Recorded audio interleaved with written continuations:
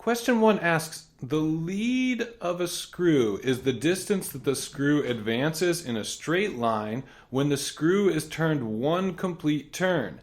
If a screw is 2 1/2 inches long and has a lead of 1/8 of an inch, how many complete turns would get it all the way into a piece of wood? So there's two parts of the problem. One is just figuring out what they mean by this term lead. So let me kind of draw it out in case it wasn't totally obvious from their description. They're talking about having a screw here, and they're saying that whenever you turn this screw one full rotation around, that it's going to go down, and you can imagine whenever you turn a screw, it's going to go down some amount. It's going to go down 1/8 of an inch, and let me pick the correct color to use for that. So each turn is going to take us down 1/8 of an inch.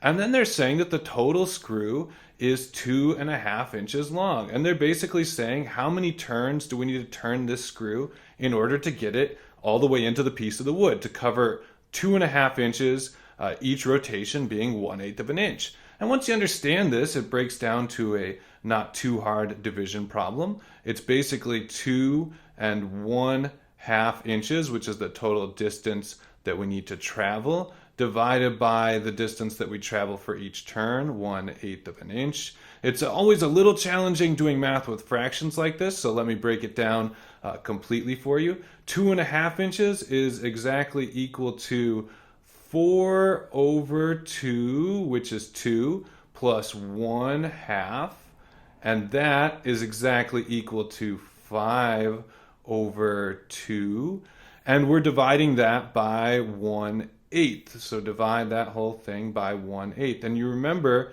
when you divide a fraction by a fraction, you actually flip it and multiply. So this problem will then become 5/2, just like before. And then we flip the bottom, so it's actually now, instead of 1/8, it's 8/1. And we multiply these two together. Let's see, 5 times 8, this is 40.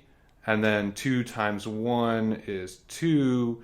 And then 40 divided by 2 is exactly equal to 20, which is the correct answer, D. Now, if you had trouble with the fraction division, it's always pretty simple to double check your work. And this is maybe a good step to take in case you have this problem, which is easy to have. So instead of doing a fraction over a fraction, we can double check by saying, okay, well, what is 5/2? So 5 divided by 2 is equal to 2.5. So let's write that in here, 2.5. And what is 1/8? Well, 1/8, let's pull out that calculator again. 1 divided by 8.